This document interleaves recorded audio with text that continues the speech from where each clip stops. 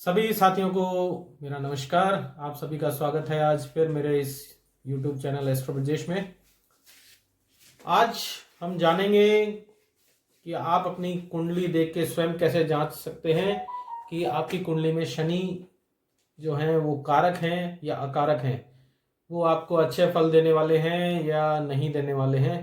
इसके लिए मैं आपको 5 पॉइंट्स बताऊंगा। उन 5 पॉइंट्स में से अगर 3 या 3 से ज़्यादा पॉइंट्स आपके फेवर के हैं तो शनि आपकी कुंडली में कारक ही होंगे, और अगर 3 से कम पॉइंट्स हैं तो आपको शनि आपकी कुंडली में अच्छा फल देने वाले नहीं होंगे। तो आइए देखते हैं आज का जो हमारा टॉपिक है कि शनि हमारी कुंडली में कारक हैं या नहीं है। इसी के साथ मैं सभी को ये बोलना चाहूँगा कि जिसने भी अभी तक मेरा चैनल सब्सक्राइब नहीं करा है वो जल्दी से सब्सक्राइब कर लें, जिससे कि नए नए जो सूत्र हैं वो आपको मिल सके और आप स्वयं जान सकें कि आपकी कुंडली क्या कहती है। और ज़्यादा से ज़्यादा लाइक करें और शेयर करें, और मैं आपके साथ ऐसी जानकारियाँ शेयर करता रहूँगा। तो आइए देखते हैं आज का टॉपिक, शनिदेव हमारी कुंडली में कैसे हैं। तो हम जैसा मैंने बोला कि 5 पॉइंट में से आपको देखना है कि 3 या 3 से ज़्यादा जो पॉइंट्स हैं वो आपकी कुंडली में अगर सपोर्ट करते हैं तो शनि आपकी कुंडली में 100% कारक ही होगा।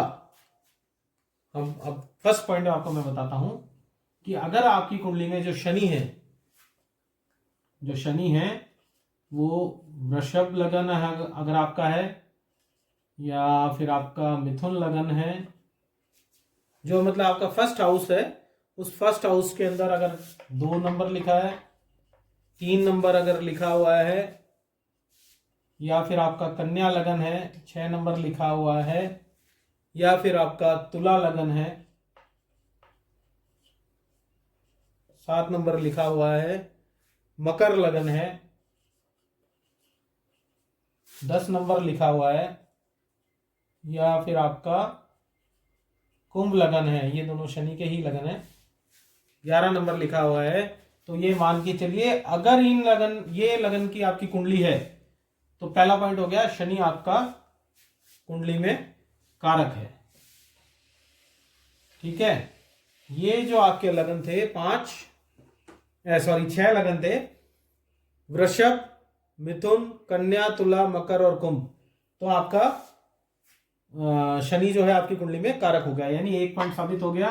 यानी कि 2, 3, 6, 7, 10 और 11 अगर फर्स्ट हाउस में लिखा हुआ है, 2, 3, 6, 7, 10, 11 लिखा है तो आपकी कुंडली में अगर ये लिखा है फर्स्ट हाउस में तो शनि कारक हो गया। फिर अगर हम बात करते हैं कि अगर आपकी कुंडली में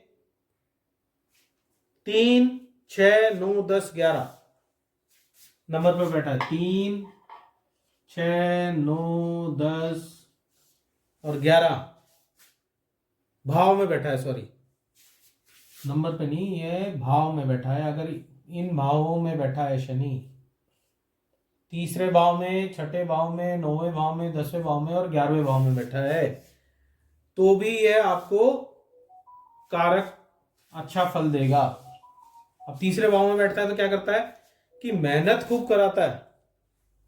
3रे भाव में बैठता है तो मेहनत खूब कराता है, बार बार काम बदलते हैं, पर इसके साथ ही ये भी आपको देखने वाली बात है कि काम जरूर बदलेंगे, आपको रीस्टार्ट जरूर कराएगा बार बार, पर फायदा देगा। फिर अगर हम बात करते हैं कि अगर 6ठे भाव में बैठा है तो दुश्मन आपके ऊपर कभी हावी नहीं हो सकता। दुश्मन सदा आपसे दबके ही रहेगा, आपके नीचे ही रहेगा, और कर्ज हो सकता है आपकी कुंडली में कि कर्ज देगा, पर उस कर्ज के दबोगे नहीं, आप मरोगे नहीं, कर्ज से उभर के आओगे आप। और बीमारी जो है वो आपको कभी भी बड़ी बीमारी से परेशानी नहीं होगी, छोटी मोटी होंगी पर कोई ऐसी बीमारी नहीं होगी जिससे आपको नुकसान हो। फिर अब हम बात कर रहे हैं तो 9th हाउस में अच्छा होगा। पिता के लिए थोड़ा सा तकलीफ दे हो सकता है, पर वैसे ओवरऑल ये आपके साथ अच्छा ही रहेगा। 10th हाउस में अगर देखें बात करें तो आपको मेहनत खूब कराएगा पर रिजल्ट भी अच्छे देगा। मेहनत तो कराएगा पर स्थायी रिजल्ट देगा, स्थायी फायदा देगा। अगर हम 11वें भाव की बात करते हैं कि 11वें में अगर बैठा है तो इसको बोला जाता है लंबी रेस का घोड़ा। अगर शनि 11वें भाव में बैठा है तो ये लंबी रेस का घोड़ा होगा। तो आपका सेकंड पॉइंट हो गया 3, 6, 9, 10 और 11 भाव में अगर है तो भी ये कारक ही होता है। फिर हम तीसरा देखते हैं वृषभ राशि। वृषभ राशि, मिथुन राशि, तुला, मकर, कुंभ। तुला, मकर, कुंभ राशि या फिर धनु राशि में अगर आपका शनि बैठा है, वृषभ राशि, मिथुन राशि, तुला राशि, मकर राशि, कुंभ राशि और धनु राशि में अगर शनि बैठा है तो आपका जो शनि है ऑटोमेटिक कारक स्थिति में आ जाता है। ये हो गया आपका तीसरा पॉइंट। चौथा पॉइंट अगर हम बात करते हैं कि नक्षत्र को देखना है, आपकी कुंडली में कौन से नक्षत्र में बैठा है, ठीक है। तो इसमें अगर हम बात करें तो पुनर्वसु,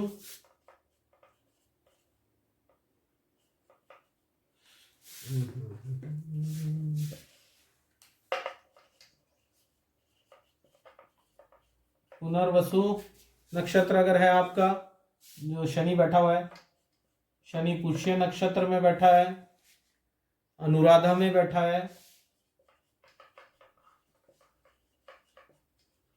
अनुराधा में बैठा है, या फिर उत्तरा भाद्रपद में बैठा है, या पूर्वा भाद्रपद में बैठा है, तो शनि आपके ये जो 5 आपके नक्षत्र हैं, पुनर्वसु, पुष्य, अनुराधा, उत्तरा भाद्रपद और पूर्वा भाद्रपद में भी बैठा है, तो शनि आपका कारक मान के चलिए। फिर एक और चीज देखते हैं कि लगन कुंडली में अगर, पहले आपको देखना है D1 जो लगन कुंडली है आपकी, D1 जो चार्ट है आपका वो देखना है आपको कि मेष और वृश्चिक राशि में आपके, यानी कि 1 नंबर राशि में और 8 नंबर अगर लगन में नहीं लिखा हुआ, पहली चीज हो गई कि लगन देखना है कि लगन के अंदर, लगन कुंडली में आपका जो शनि है वो 1 नंबर या 8 नंबर में कहीं भी नहीं बैठा होना चाहिए, किसी भी हाउस में। उसके बाद में हमारे को देखना है जिसको हम बोलते हैं नवमांश।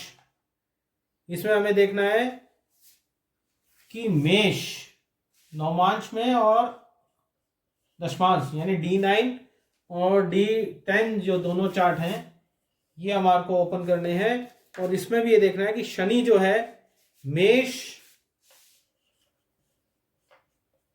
कर्क और वृश्चिक राशि,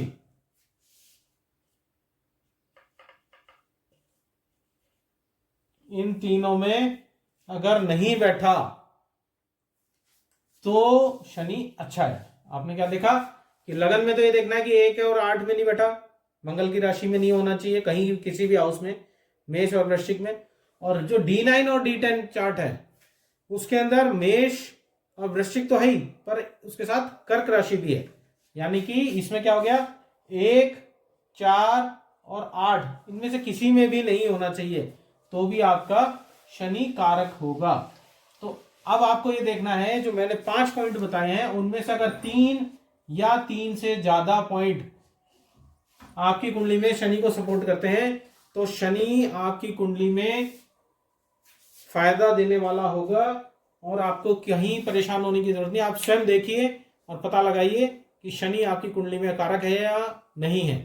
अगर ये 3 या 3 से ज्यादा पॉइंट्स आपके फेवर में आते हैं तो शनि आपके कुंडली में कारक है।